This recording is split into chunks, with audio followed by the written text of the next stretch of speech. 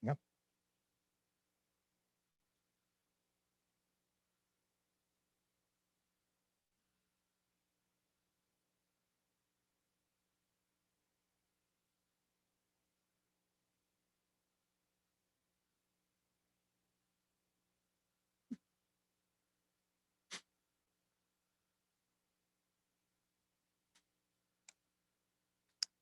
Mic check, 1, 2, 3, 4. Good, okay, thank you.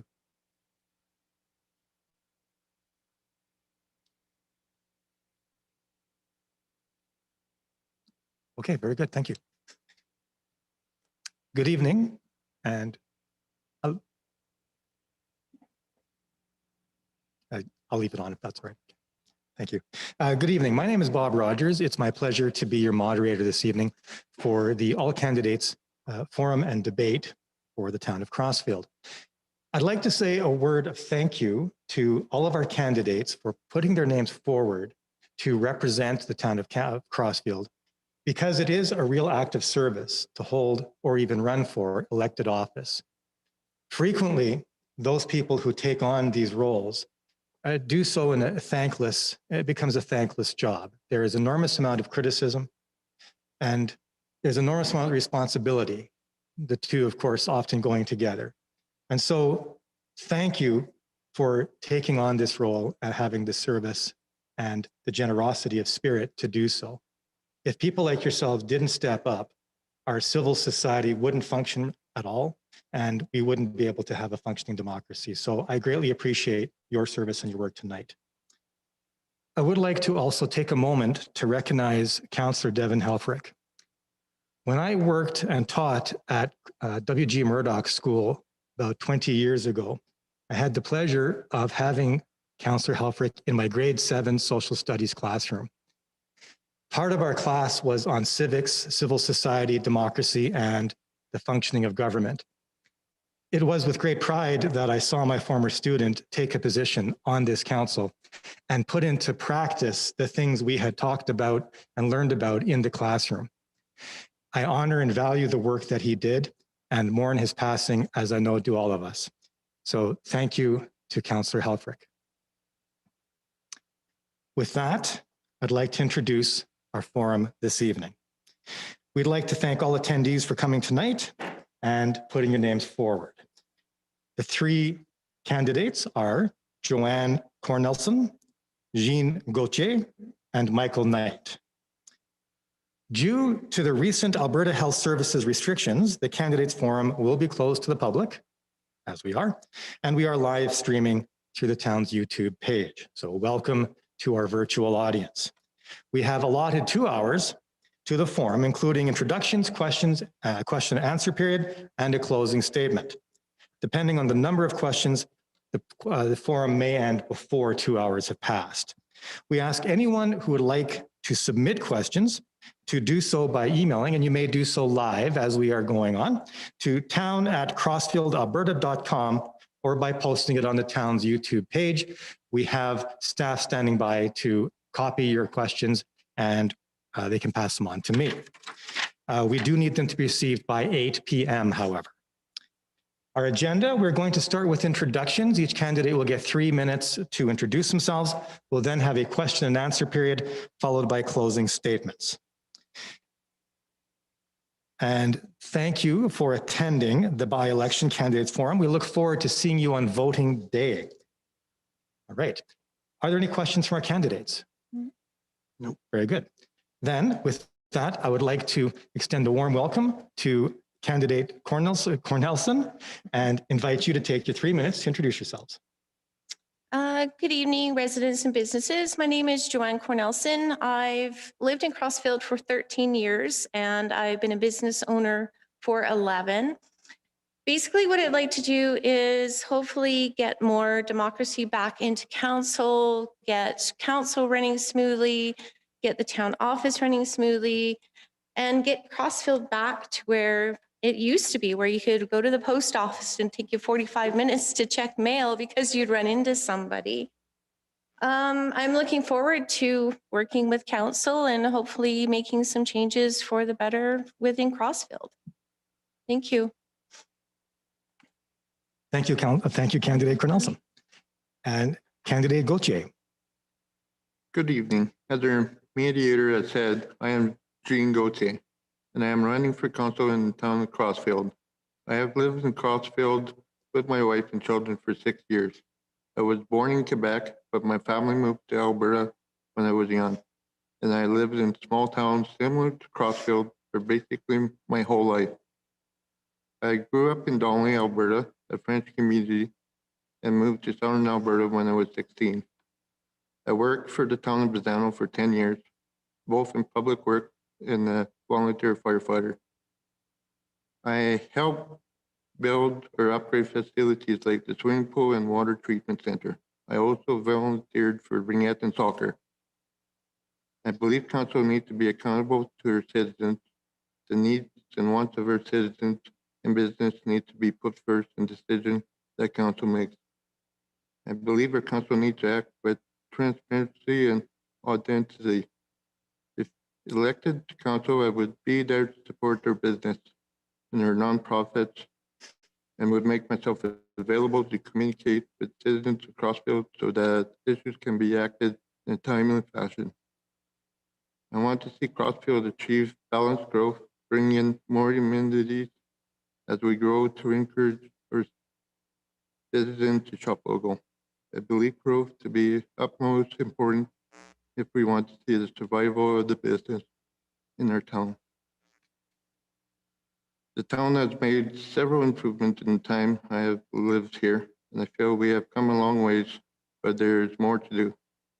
From something as small as improving the audio in the council meeting to a bigger project as improving sidewalks throughout town.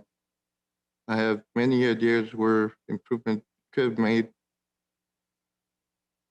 There are several other things I would like to see addressed currently, but with only 3 minutes, I can't cover them all at this time. So I welcome your question and look forward to answer them. I am committed to making your town even greater. I am Jean Gauthier, and I'm here for the community and here for you. Thank you for your opening comment. Candidate Knight. Hello, everyone. Thanks for checking in online. My name is Michael Knight. I grew up 9 miles east of town on a farming community. We moved to town after the farm was sold. My wife and my 2 great daughters have lived in town here for 12 years. I have spent a large amount of time volunteering in the last 20 years. I've been the president of the Acme Golf Club, the Air Canada Curling Club, the Crossfield Curling Club, and most recently the president of Crossfield Minor Ball. Why I chose to run for council was some of the same reasons that I've joined other boards. I'm hardworking, honest, strive to make a difference. I really like to see the town do better as much as it can, really. I've considered in the past, none of my friends have kind of pushed me forward, but I've considered in the past running before, but never fully jumped in. I think some of the things that have really pushed me forward to jump into council this year would be, some of the Main Street downtown designs, our present payroll of our CAO for $193,000 for a town of 3,300 people, when the mayor of Calgary only makes $200,000. I'd like to see, our town's been built really, our taxes have been quite fantastic for the size of town we've been at. And it's really been based on the industrial side of stuff. We've had a great industrial development here. And I know times are economically hard right now, but I'd like to find ways to get more businesses back into town here. That would be fantastic. I know Jean mentioned shop local. That's really important to all 3 of us. I know that. If we can get more people back in here, it'll really help everything overall. I'd like to try a few things around town, to make things better for our kids. But, with doing that, there's always comes expenses. So I'd like to look at something like, a BMX track, a possible outdoor pool, batting cages, things that we can afford, but we'd have to look into that with grants, other things. I've had some people concerned about new developments like Vista. I think Vista is an incredibly required thing in our town for population. But I do like to see that maybe we would go back to some of the same footprints we were originally when we had town streets, probably 11 meters versus 8 meters. So I think that wraps up everything. And thanks for everyone's time tonight. Thank you for your opening comments. So that will bring us to the end of the opening comments. We'll move now to our questions. These questions have been submitted by the citizens of Crossfield prior to tonight. We have 15 questions that have been submitted so far. I've broadly grouped them into 4 categories. I'm going to go through the questions we've already received, and then after we've finished all those questions, if any have come in through the forums, then I'll move on to that set. The first broad category of questions is in the area of personal. This is the sort of the job interview kind of questions. So I'm going to start with Jean, and I'm going to go a little bit less formal with this section. So Jean, and all of you will get a chance to answer this question. What prior experience do you have that would make you an asset to town council? And what have you done to prepare to become a councillor, such as attending council meetings, talking to other councillors, interim CAO, or reviewing past minutes, and so on? I'll repeat the question in brief. What prior experience do you have, and what have you done to become a councillor? Jean. I worked for the town of Bazzano for as a public works for 10 years. I know what it takes as a public work person to run the town, like building roads and sewer lines and water lines and all that. Running council, I'm not too sure about that, but I'm here to learn more about council also and work with other people. And I'm pretty sure I could bring up more problem solving with roads and infrastructure and water treatment plant for Little Town here. Thank you. Michael, would you like me to repeat the question, or are you Nope, good? I'm good. Okay. Thanks. Yeah. As I've mentioned before, I've been the president of other groups and societies. I'd say the biggest one that I've really had to deal with was when we took the golf course in Acme from a $50,000 a year golf course to a $500,000. So I've got some pretty good experience in increasing growth, managing size, and keeping things on time and budget. I do actually communicate quite regularly with 3 of the current council board members right now. So I've even touch base. That's sort of what made me drive, is I actually reach out to them, because having kids involved in sports, I wasn't sure how much time it really was. So I've reached out to Councillor Kim, Councillor Justin, and said, hey, how much time does this really require? And one of the benefits that I think this 5-month term really has is it gives all 3 of us the opportunity to really see hands down how much time it really is. I do communicate with other towns too. I got friends in Airdrie on the council as well there. So I do try to stay as connected as possible. And I try to be a personal person. So really try to chat with everyone in town as much as I can, really, to be honest. All right. Thank you, Michael. Joanne? I myself, I'm familiar with serving on different boards. So I'm used to dealing with budgets, being able to purchase things. You have to do a lot of fundraising. You have to be willing to work with a group. Just because you don't get along with everyone doesn't mean you still don't have a job to accomplish in the end. I had gone through the minutes. I've also talked to past council, and I've been dealing with a lot of people in the community as well, asking questions. And I find a lot of times if you sit back and watch, you'll learn more than if you're in the middle of it. And just watch on what needs to be changed and stuff that needs to be tweaked to get everything running smoothly again. So. Great. Thank you very much for your response. Our second question, and this time, Michael, we'll start with you. Being a council member requires a significant allocation of your time and energy and your regular attendance at council meetings, as well as attending other community committee meetings. Does your current employment and volunteer schedule allow you to adequately dedicate your time to the role of town councillor? And will you make the role of councillor your top priority? Again, to summarize this question, does your current employment and volunteer schedule allow you to adequately dedicate your time to the role of town councillor? Michael. Being a council member for regular attendance and time, yes, I do believe I have well, I'll back this up, sorry. My job right now is a communications installation engineer, sales specialist right now. I am capable of working from home. I have a fairly flexible work schedule from that point of view. In terms of my availability, I've volunteered on many boards. My wife probably actually hates me because I probably spend more time out of the house than I do in the house. So as a top priority, I'd say my family's still my top priority, but this will be one of my main focuses, my main overall thing. I'll put all my time and effort into it. I'll put as much time into possibly. So I don't foresee it being a thing, but as again, I mentioned, this is a 5-month term. I think it's great for all of us to really get our heads wrapped around how much this is. I've done an estimate talking to other people, how much time it'll be. And I believe you don't really know how much time it really is till you get your feet on the street. So, Yes. Yeah. yeah. Thank Thanks. you, Michael. Thank you, Michael. Joanne. I'm actually in a perfect position. That's why I did decide to run this time. My youngest daughter will be going to university. So all my children are grown. So that frees up more time, more availability for me to be accessible as a counselor.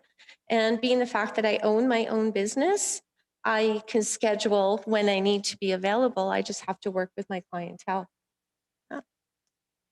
Thank you for your answer. And Jean. As a stay-at-home father right now, as I got laid off in January, I got lots of time to go meet other counselors or businesses with their issues and all that. So my plan for council is pretty much wide open right now. Very good. Thank you. We'll go to our third question. And Joanne, you'll get the first one at this. Certain aspects of town operations require information and discussions to be held in confidence.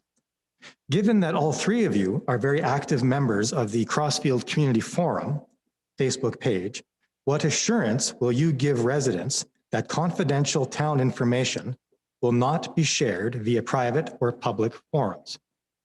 Again, in brief, what assurance will you give residents that confidential town information will not be shared via private or public forums? Joanne. I can actually give 100% confidence that I will not share it. If it's confidential, it's meant to be confidential. And I actually used to be the head admin on the community forum, and I resigned my position because I was running for council. It's a conflict of interest, and I myself am not very active on social media. I basically only go on if I have to. Yeah. Very good. Thank you for your response. Jean. Anything in council has to stay in council, and if people want information, you have to come to council and discuss it with them if they have any issues, and it shouldn't be posted on media, all the answers and all that. Okay, thank you. Michael. When it comes to confidentiality, it really comes down to integrity and trust. I don't really value it any differently in a home environment or a personal environment or a business environment. Anything that would happen in town, similar to any association we've been in with, that stays within everyone's own limits.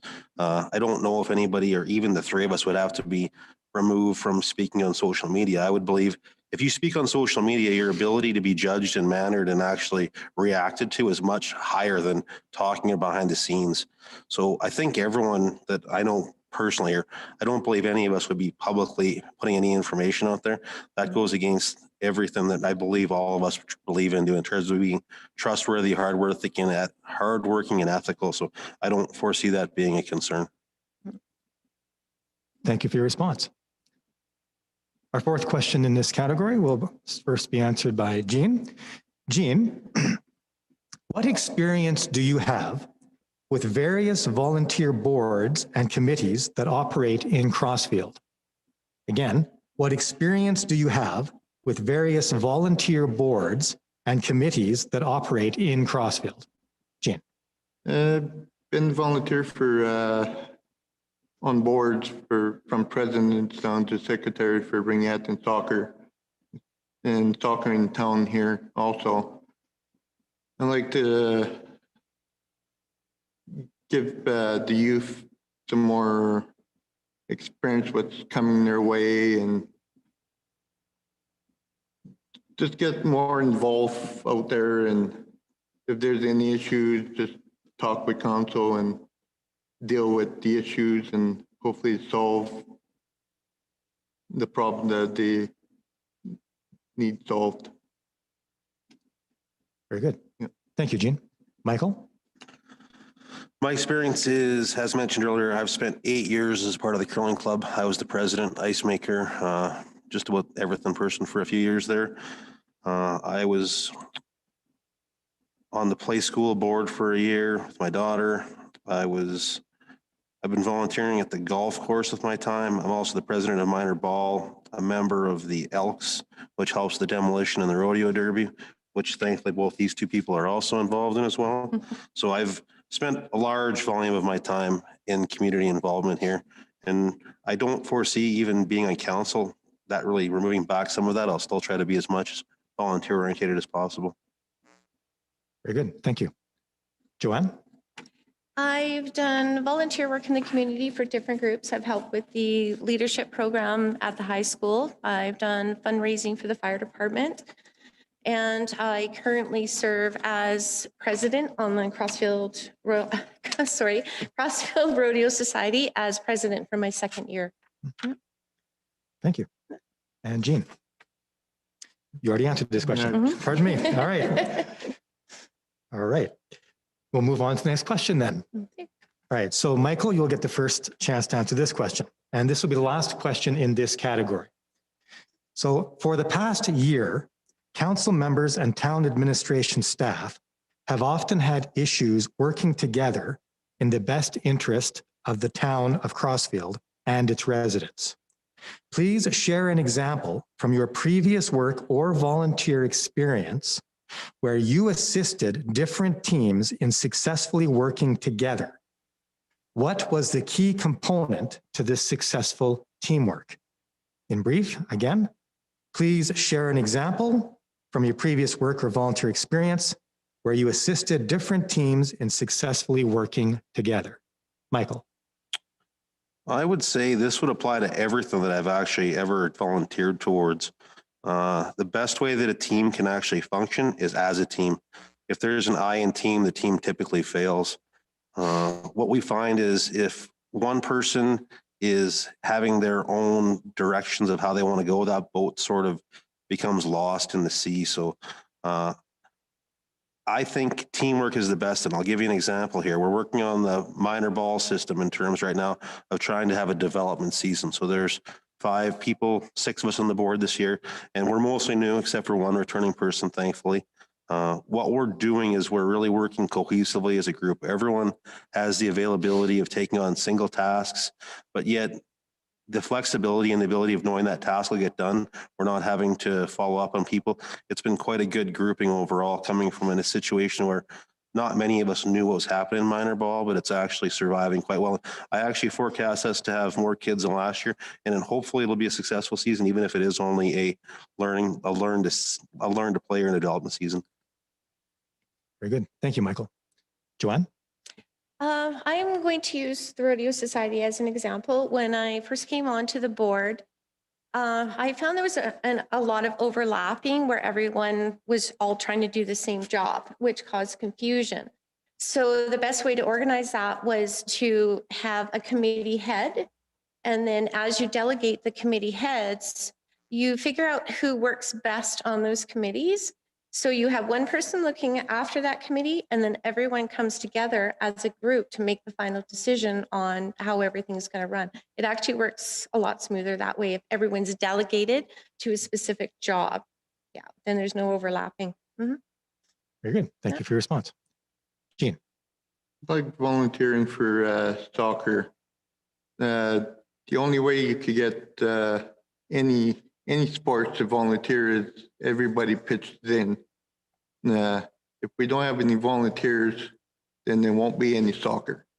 So everybody has to pitch in, even if it's only a half hour a week or a day, then we could get things moving on. But without volunteering, nothing will go. Thank you, Gene. Okay, we're going to move into the second broad category of questions, and this will be in the area of business and finance broadly. And Joanne, you'll have the first chance to respond to the next question, which is, what would you do to put Crossfield on a firmer financial footing? Again, what would you do to put Crossfield on a firmer financial footing? I would like to see the budget, and you've got to be willing to work in a budget. And if you're used to working with budgets, and basically I'm going to use shop around, you can still get very good quality for lower prices, but that's a big thing. Like you've got to know how to budget and get as much as you can out of your budget. You can't continually overspend or you end up in the hole. Thank you. Gene? Like Joanne said, we have to follow the budget, make a plan for it. Long-term goal is know your future, know how much money you got, see what's necessary for the future, and move on from there. Thank you.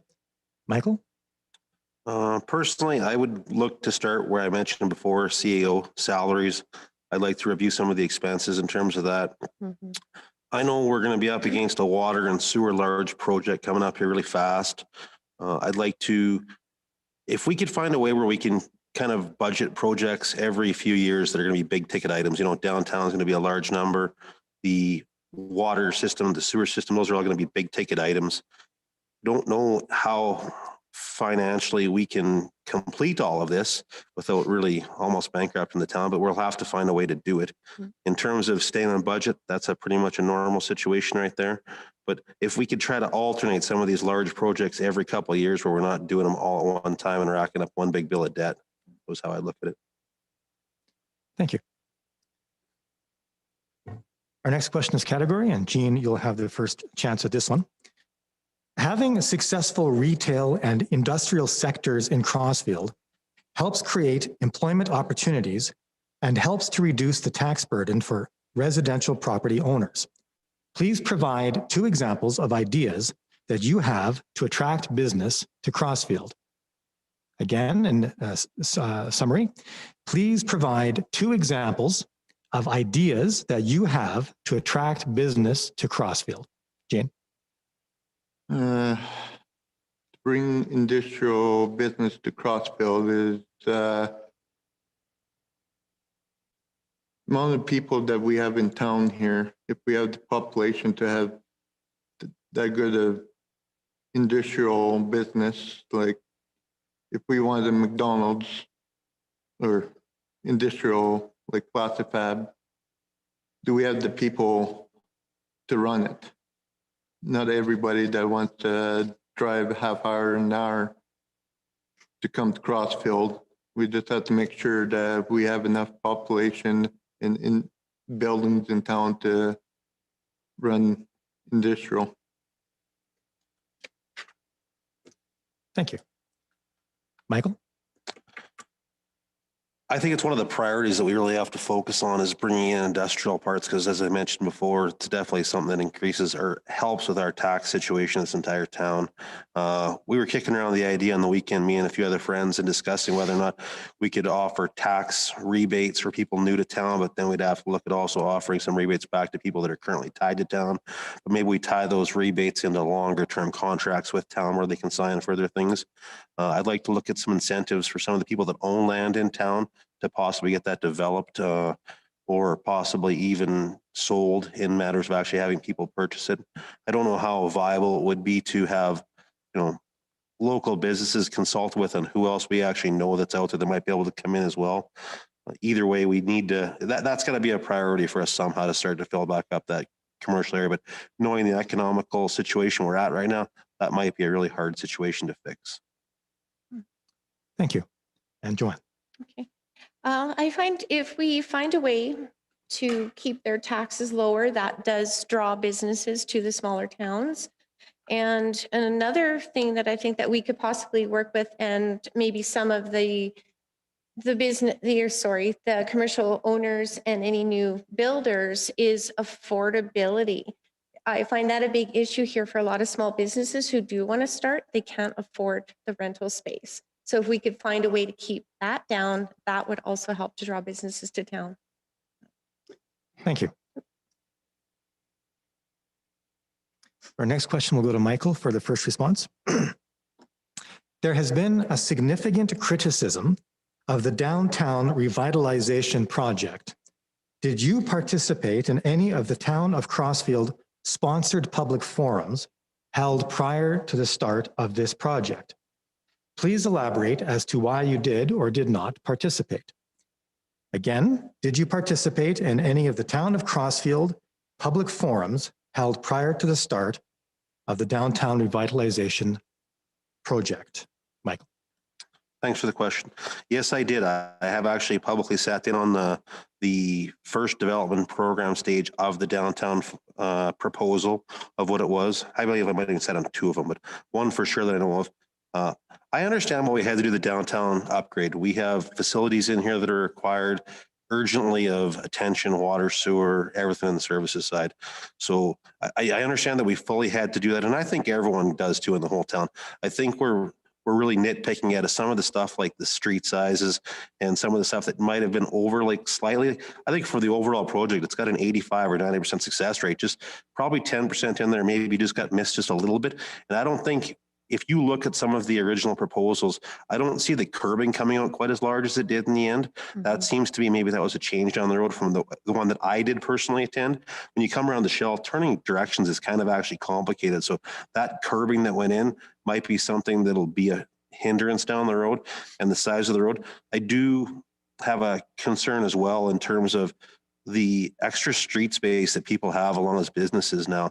They've got to maintain more snow removal. It's going to be a bit of an impact. So it's something that isn't finished yet. So I hope for the best as it stands right now. There's definitely a lot of question marks in the air, but I hope it'll turn out better than it is right now. Thank you, Michael. Joanne? Yes, actually, I did attend, I believe, 2 of the open houses just to see the progress, because I know with each open house that they had, you were allowed to give input. So I came back for the second one just to see what changes had been made. I personally, at the time, attended the open houses due to the fact that I do own a business on Main Street. And I found that if you attended the open houses and voiced your opinion, changes were made, because I did point out the fact that there were 4 businesses, but there was only 1 access. But because I addressed that, they were willing to make those changes, and now all those businesses have open access. So it's very important for people to attend these open houses when they're offered. And we need to find a way to try to get more people to attend them when we need them. Thank you, Joanne. And Jean? No, I didn't attend any of those open houses or meetings, as I was working evenings and couldn't get the time off to attend it. But I did read some pamphlets and read online about it, but didn't put any suggestions in it. Thank you, Jean. Okay, our next question, Joanne, you'll have the first chance to answer this question. In your view, how important is it that Crossfield attract new business to the community? Again, how important is it that Crossfield attract new business to the community? I think it's vital. And in the 13 years that I've lived here, unfortunately, I've seen a lot of businesses come and go. So we need to work on finding a way to keep them here and to fill the empty retail space that we have now. I would rather find a way to fill the retail space we have now before any new projects or developments are built. It doesn't make sense to me to build more if we already have a lot of empty space. We need to find incentives to bring them here. We just need to work together and figure out how. Thank you. Jean? In the 6 years I've been in town here, I've seen lots of business come in and go also.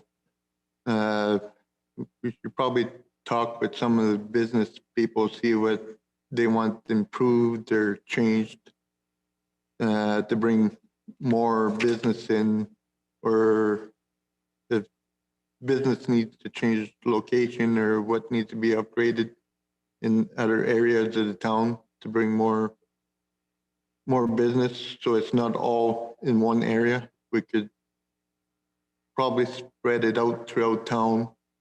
That way the parking issues and all that wouldn't be so tight and all that. Thank you. Michael?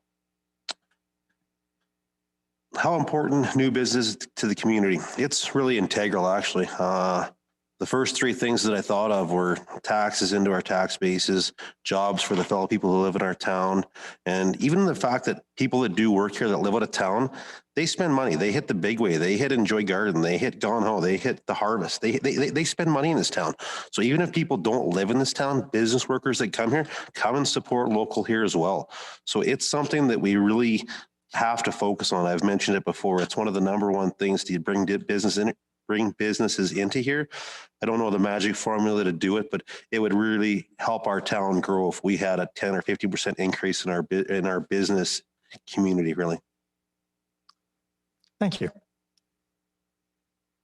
Our next question will go to Eugene for the first answer. And the town of Crossfield has been actively looking for a new town office location.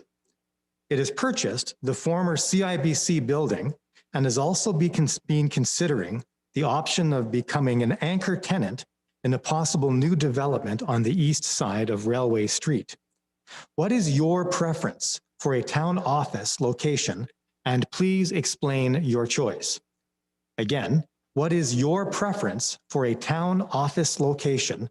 And please explain your choice. Gene. I've never been in the CIBC in town here. Think that building would be okay for the town if we had access to wheelchair ramps inside the building. I'm pretty sure there's a couple levels in that building and no elevators. So I would inquire what how they would bring like seniors and wheelchair people inside the building, how they're going to bring them upstairs if they need to talk to somebody in different departments. Thank you, Gene. Michael? I think the discussion of a town hall moving would really be based 100% financially. What I don't know or understand is what the current costs are to have the town office shared in this facility right here. I do believe that us being a shared entity, I do believe our costs are probably significantly reduced. If we happen to move to the CIBC, just based on the old age of the building, I was kind of involved slightly in the library upgrade from the Ollie. Things come up with asbestos things. That building could turn into a $500,000 program into a $1.5 million program overnight with just some findings, whether it's a structural issue or anything like that. That would really be a serious concern. I think I'm happy with what we've purchased it and the purchase price to turn that maybe into a tenant or a sublease, but I'm not comfortable moving into that. In terms of being a main tenant into a flagship building, we've got numbers of buildings that are downtown right now that are empty. Like I feel like we're trying to grow and expand downtown into something that's bigger, brighter, and better, but we've got buildings that we could still upgrade upon right now. I really think that what we have right here, bang for buck, I think we're having a fantastic agreement, but maybe we've overgrown this. I don't actually physically know that, and I won't know that till I get into council, but overall, I think I kind of like where we are right now. Thank you, Michael. Joanne? I do actually tend to agree with Mike, due to the economic state that everyone seems to be in right now. To me, it doesn't make any sense to move. The town has already put, I know, a number of finances into having the town office here, so I don't see the point in moving. I would rather see those finances go into other things within the community rather than move the town office that doesn't need to be moved at this time. Thank you, Joanne. And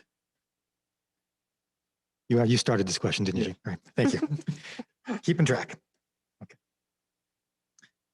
Okay, so our next broad category is under governance, broadly in governance. To mix things up a bit, I'm going to reverse the order. So instead of going Jean, Michael, Joanne, I'm going to go Michael, Jean, Joanne. Not too much of a change, but a little bit. Michael, you still get to answer the question next, but then I'm going to go to Jean and then Joanne, and then we'll continue in that order. Okay, so Michael, your question, what are your top 3 goals for the town of Crossfield? What will you do if your fellow council members don't share your goals? Again, what are your top 3 goals for the town of Crossfield? And what will you do if your fellow council members don't share your goals? Well, my top 3 goals, I believe my first overall goal would be maintaining a correct budget and getting our costs understood clearly where we are. Second goal would be increasing our industrial environment and our business flow on that side. And my third goal would be completing large projects like the water and sewer inside a budget efficiently as quick as possible, trying to help our community grow with other houses as well. In terms of how you can work best with your fellow councilmen, all you can do is collaborate, communicate, and explain your thoughts, presence towards that whole thing. And I really think the more you sit down and talk as a group and communicate with each other, you'll get to the root end for everyone having the best goal for the town, essentially, is what it comes down to.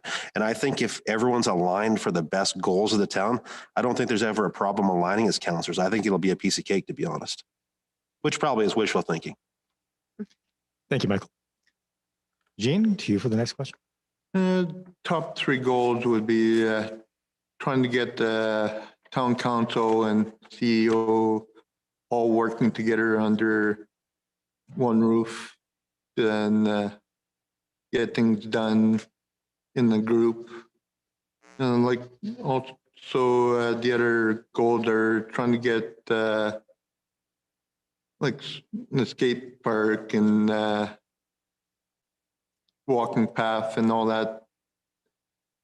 that fixed up a bit, and trying to get the budget, how do you say it? Get the budget going in the right direction and not going downhill with it.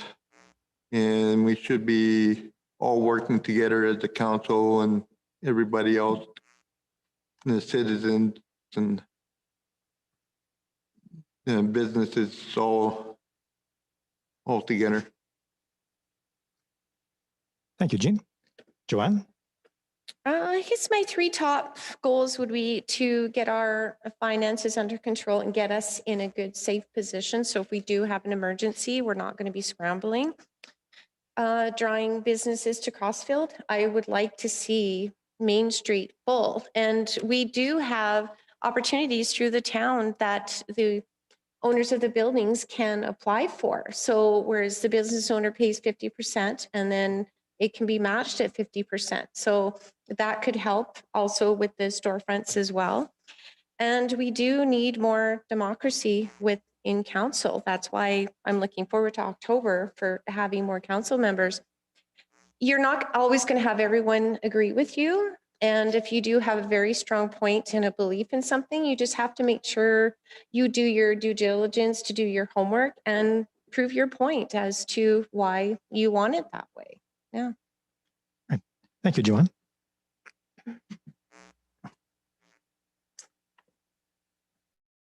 And you have the first answer at the next question. Again, same broad category of governance. The town of Crossfield will be hiring a new chief administrative officer. Do you feel that changes need to be made to the role? Please explain. The town is hiring a new chief administration officer. Do you feel that changes need to be made to the role? Joanne. I'm sorry, I don't quite catch the last word. Oh, I'm sorry. Do changes need to be made to the role? The role. Yes, actually, I do. Personally, I think they have too much control. I think it should be reversed, whereas council has more control and more say as to what goes on in the town. That is essentially why we have council, is to look after everything in town. They could have a set budget, but I think they still have to come back with what they want to spend the money on and have it approved by council before they just go ahead and spend the money. Everyone essentially needs a boss at no matter what level you're at. Okay, thank you, Joanne. Michael? In terms of the CAO role, I don't think I personally understand the full role that they had. I do know it seems like from the outside that the CAO kind of seemed like it was driving council versus the reverse, where the CAO was working for the council. I do think that the salary of the CAO is quite overpaid. I would love to see that changed or amended. In terms of understanding what the CAO's roles were fully, I'd have to be more sit down to council to see that. I don't fully understand what all the roles entirely were for what they were, but I do know it does seem, as Joanne has mentioned, it does seem like the CAO was more running things than us, than the council advising the CAO. So I would love to see that of a change. Yes. Thank you, Michael. Jean? Yeah, I'd like to see what the roles are of a CEO also. Also talk with look into with other towns, see what their range of population and pay rates are with their CEO and compare it with ours. And also, I believe CEOs should be working with council, making the same decisions in the meetings. Thank you, Jean. And the first question, or first answer to the next question, also goes to you. What do you see as Crossfield's strengths and weaknesses? What do you see as Crossfield's strengths and weaknesses? Jean. Strength and weakness. I think the town could improve on making more decisions of what's going downtown as a group. I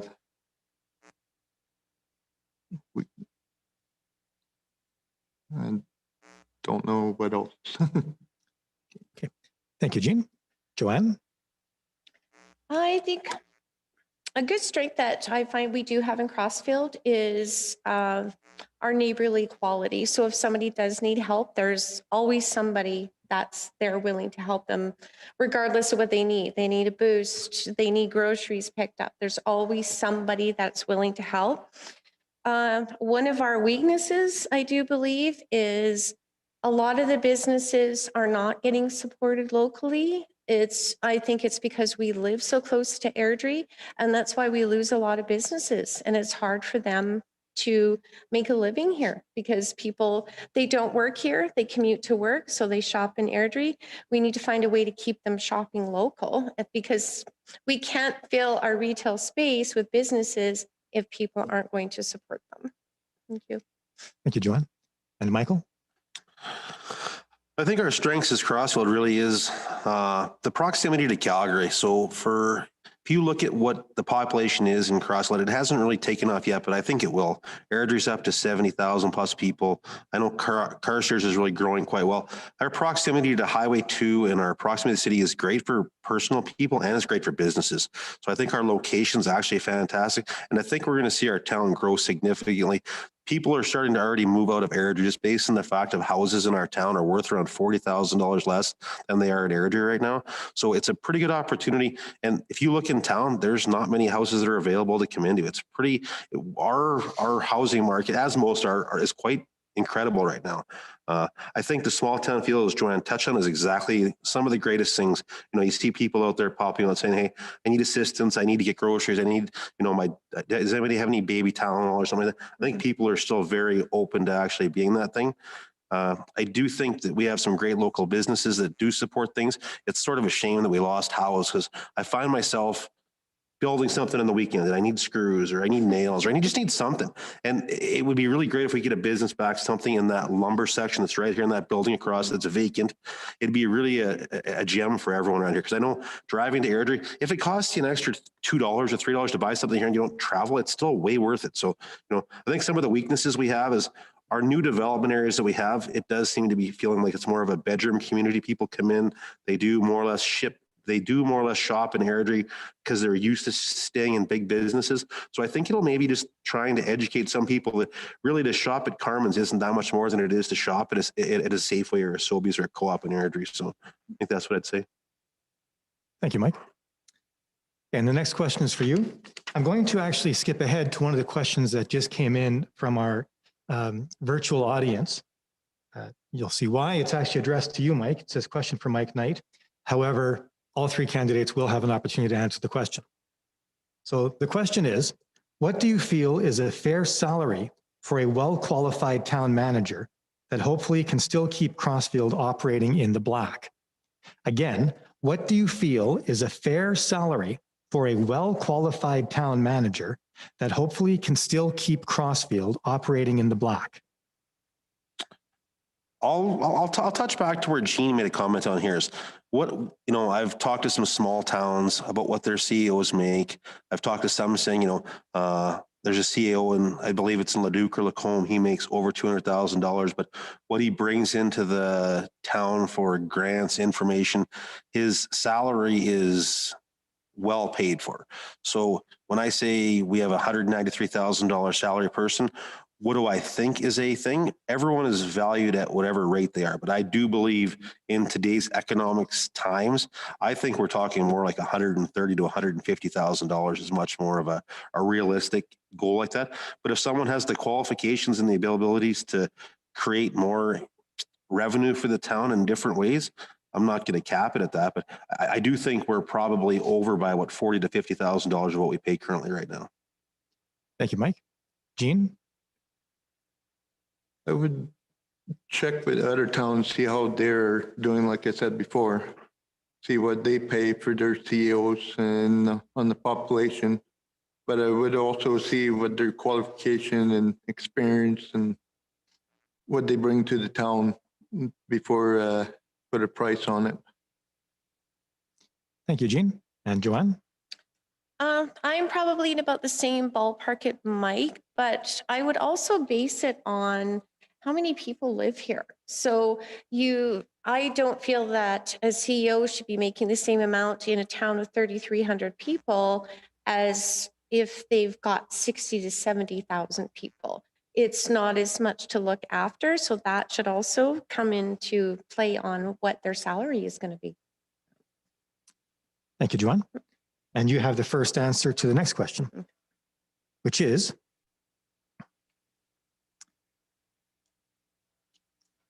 moved off my page. Pardon me while I track. There it is. The words begin to run away. How do you plan? Yes. How do you plan to involve residents in the decision-making process in Crossfield? How do you plan to involve residents in the decision-making process in Crossfield? I'd like to find a way for the residents to know that there are a lot of resources for them to know when we do have things such as open houses. We've got many resources. The town has a Facebook page. They can get the newsletter emailed to them. They get the newsletter in their utility bill. There's an app, a Crossfield app. We just need to find a way to let people know that we have those resources and they can be notified every time something's going on, such as if garbage pickup is bumped a day or going to be late, so they would get notified right away and then they would know. I know from experience the town has tried as hard as they can to get that word out there, but the younger generation doesn't realize that because they're on social media, our seniors are not. So we need to find a way for those people who are not on social media to still be informed on what's going on. Thank you. Michael? I think one of the things we're really struggling with right now in terms of the residents' decisions is our times of COVID, we're not really available to come to these meetings. You know, I've sat in some meetings here when we've had some decisions about the sale of the golf courses or places like that. And, you know, I've came to probably half a dozen or 10 council meetings in the last 5 or 10 years, and there's never any more than 15 people in the council meetings. I think it's great that we're online right now. I think that's fantastic. I think we can start to leverage more and more and more about technology. I know Joanne's touched on the app and stuff like that. You know, I'd like to see some more polls. I know the bank does this. The banks went to the seniors lodges and kind of just go in there as much pre-COVID in that part. But, you know, if we have to engage some of the senior communities and stuff like that, that's maybe something we have to do. If we know some people that are in town that don't have social media and maybe need to be engaged, maybe we get their phone number. Maybe we divide up a list of 30 numbers a week that some of us make phone calls out to, just reaching out to some of the seniors that don't have technology. And maybe that's coming from more information out there in terms of polls and stuff like that. But I think information is definitely the key for everyone. I think that's everyone's goal up here right now, is to try to get everyone's as much thought back from the entire town will help us make better decisions. Thank you. Jean? Just going around like a seniors lodge, they could probably set up a Zoom screen there, and if they want information, or we could make it one night and talk to them and get questions from them. And if anything goes around town, we could post it on bulletin boards or screens, or even everybody has mail too, but not everybody reads everything. So just go around town and get the word out somehow. Thank you, Jean. And you have the first answer for the next question. What do you think could be improved upon or added in the town in terms of things such as walking paths, more local business, park recreation facilities, and so on? Again, what do you think could be improved upon within Crossfield? I think the skating park could be upgraded a bit. It looked like someone just brought up a bunch of metal blocks together just to get something going. The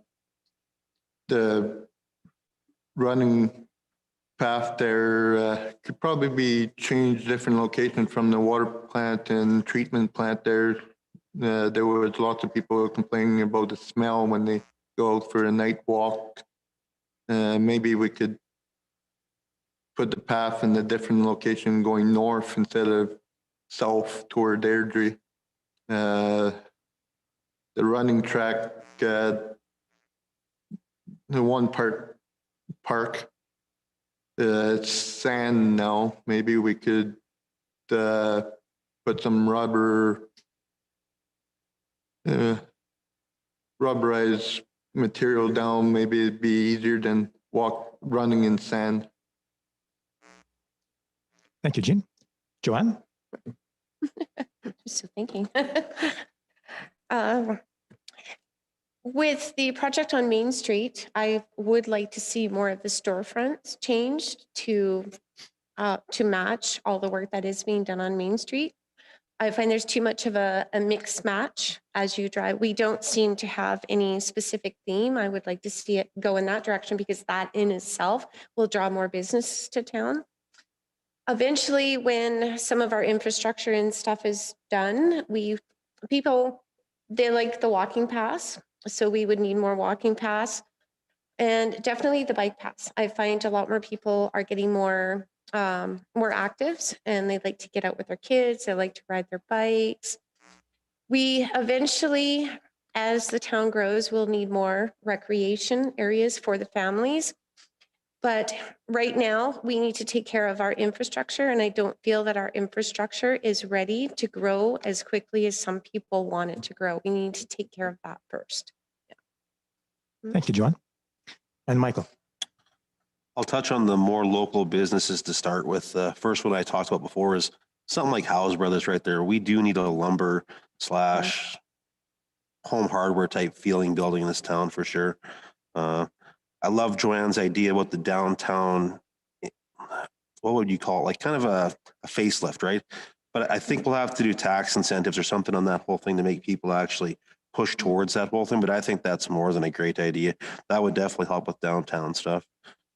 In terms of, I would love to say we could do everything in this town for some more recreational stuff, but I actually don't financially know what position we are in. But if I had like a blank checkbook, I'd write, I'd have a permanent outdoor rink and lacrosse facility right next to the hockey arena, so we could use the Zamboni to clean both of them. We'd have lights on it right there. It'd be set up year round. We can still have the Vista one too. There's enough kids. We were at Vista today, or Vista this winter, and there was many times when we went back home just based on the number of people on the ice. So there's a large, we're Canada. Everyone likes to be on a hockey rink, so that's pretty major. I love the upgrade to the skate park. My kids and a few other kids are over there. They're like, it's okay, but it's nothing great. I'd love to see a BMX track somewhere around here. BMX track / a campground. I'd love to look at an outdoor pool, but I don't know if that's feasible. I know the one in Acme does pretty well, but it was built 55 years ago. So the cost to build that back then versus the cost to build that right now are pretty small. And bike paths would be great. If we could have a bike path somewhere on the north part of town where all, Iron Ridge is building and Vista's building. If we could put a bike path out of the north side too, we're going all the way to the road anyway. It'd be great to have something out there. Thank you, Mike. I neglected to say I'd actually moved into another category. I don't know how critical that is to know. So it's broadly recreation and family. We also moved then into our online questions. We've got a couple now have come in from online. So that actually was the last question that had been submitted in advance. And so I've got them still coming in. So Mike, still staying in the broad category of recreation and family. The last year has been tough on our kids. However, it has felt like the needs of our children have not been prioritized. For example, delayed playground reopening, no water park last summer, and a skate park in disrepair. How are you planning on making our kids a priority? Again, in summary, how are you planning on making our kids a priority? Mike? Well, I'd love to be able to tell you personally right now that we could just let the kids go out there, play baseball, play soccer, do everything. Kids are just kids, but realistically, we're held under a situation where we're in a pandemic right now that we don't make the rules. And that's sort of the part that's out of our hands as counselors. We won't be able to do anything. Like it is sad that kids are missing out. There are other communities that are maybe doing things different, but I think all the town can do is work on the AHS and government regulations. But I think the town can, I know Trochu was one of the first towns to open up parks and stuff like that. I do know that the towns and small towns of our size can probably collaborate a little bit better about what's opening what area up and how they're opening these things up. COVID's something that I think we're gonna have to deal with for years to come. So I don't think it's gonna be something that's just, here kids, go back out and go again. So we're gonna have to work with the government, with AHS, and I'd like to say we can just let the kids run away, but that's not realistic right now. So. Thank you, Mike. Jean? With the 3 kids myself, I wish I could get them out to the house every day. But with COVID, it's a little bit hard. We had to follow the government regulation. Otherwise, we could get fined. But we just have to take one step at a time until we get more regulations eased. Then we could follow more time outside for the kids. Thank you, Jean. And Joanne? Yes, I do agree. Unfortunately, the last year has been very tough on our kids. And with them not being able to socialize with their friends, we've had to keep them occupied. Once we get past that, I do think we do need more here for our kids.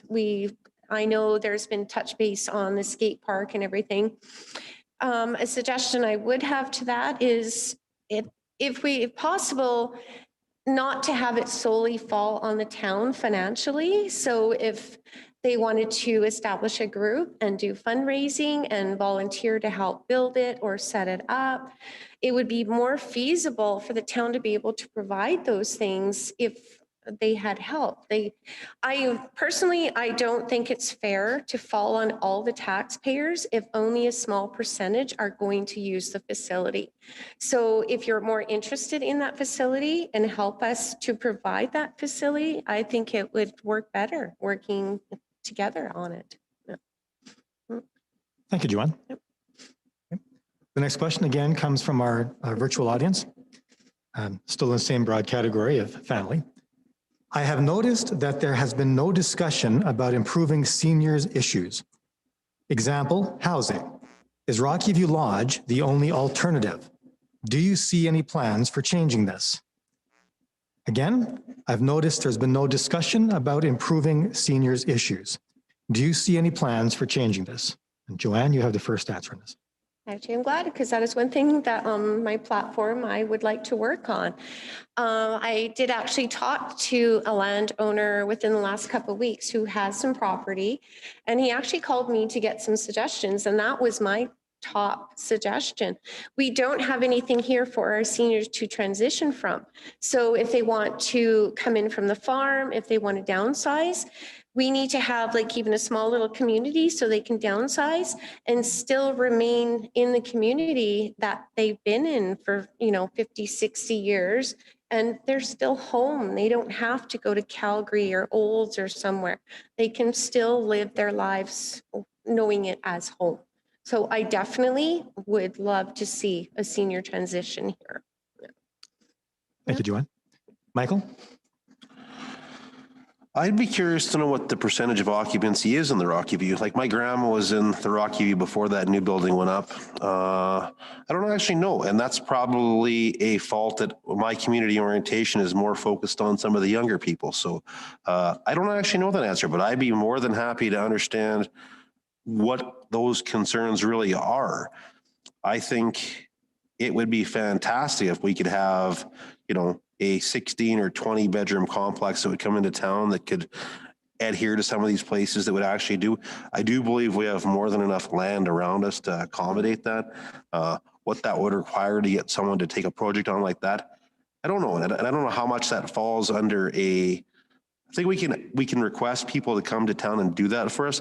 Whether we can push somebody forward to financially complete that themselves, I don't know the answer to. But yeah, on the seniors part of that, at the end of my thing here, I'll kind of have a couple different contact numbers, but I'm more than happy to talk more about that. I don't really know if that's a wheelhouse thing that I fully understand in this town, and I'm willing to learn.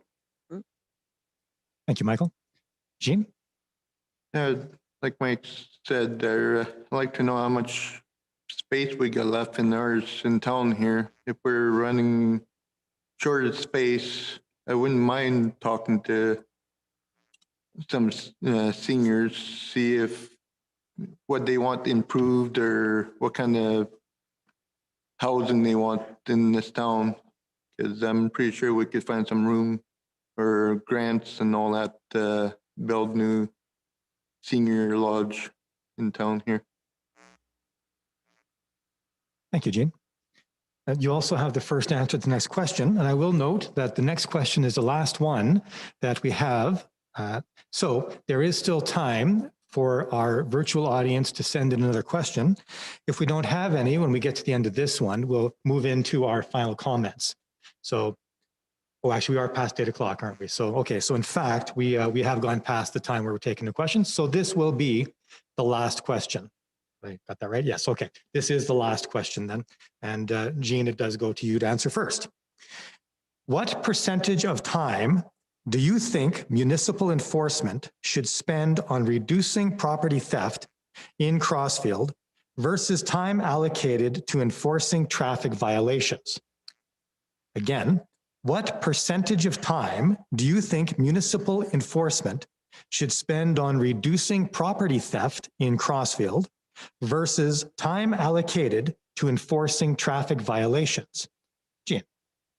I would say there's more theft in town. I would be focusing more on that priority. But if there's more traffic issues, we just have to go with the flow. If there's more issues in one department than the other, then we just have to focus more on that till that problem is solved. Thank you, Jean. And Joanne? Yeah, it's my belief that the only time that they actually have to enforce bylaw is if there has been a complaint. They don't generally drive around and look for something to give out tickets for. And I was wondering, like, I'm not sure exactly how the process works, is if they did have more leeway, so if they are driving around, they see yards that need to be cleaned up, the people that aren't following a bylaw, if they can enforce the bylaws without having to have that initial complaint in order to do so. And I do agree with Jean, like it's going to depend. Like if he is here for bylaw, mostly for bylaw, he should be on that side more so than enforcing traffic. So. Thank you, Joanne. And Michael? An interesting question back on the percentage of time. I'd like to know what that percentage of time actually is.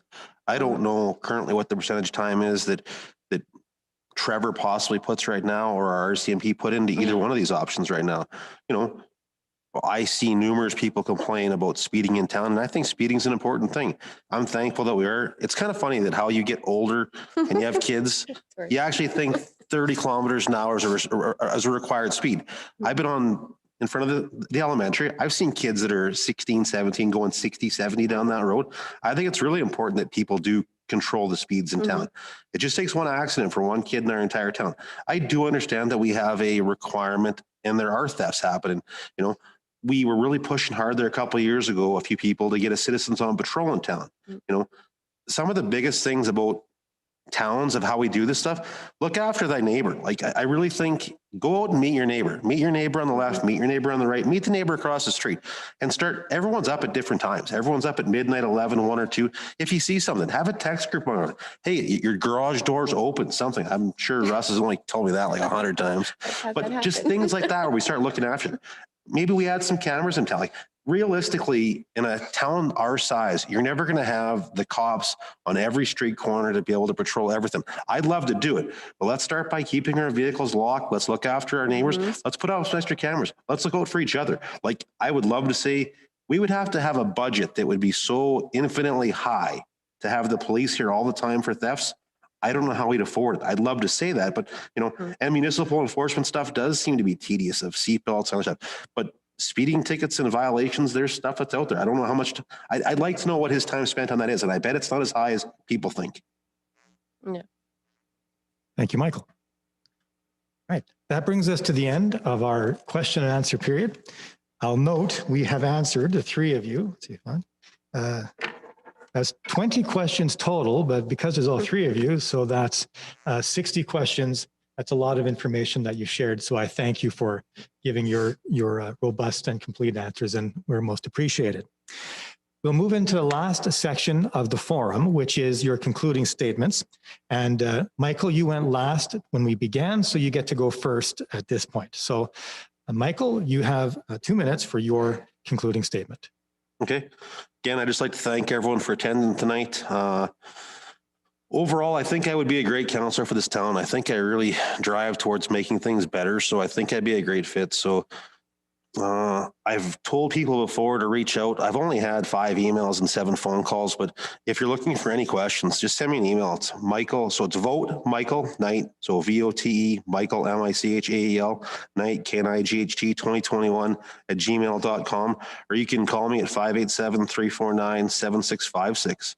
I really think that the more people that have questions and concerns, I'm more than willing to listen to them. What I do think that's great about this by-election is I know Jean and I know Joanne. A vote for any one of us is going to be fantastic either way. So the one thing I will say is tomorrow is advanced voting from 4 to 8 here at the town hall, and May 10th is the voting day, 10 till 8. Just make your vote count. Like I know the last by-election, it was sort of disappointing to see the number of people that did vote. We have that right for a reason, and I think everyone should go out and make it. So whoever you vote for, go do it. I really encourage you to get out and vote, because then your voice can be heard. That's all. Thanks for everyone's time, and thank you for emceeing this tonight. Thank you, Michael. Jean, your closing statement.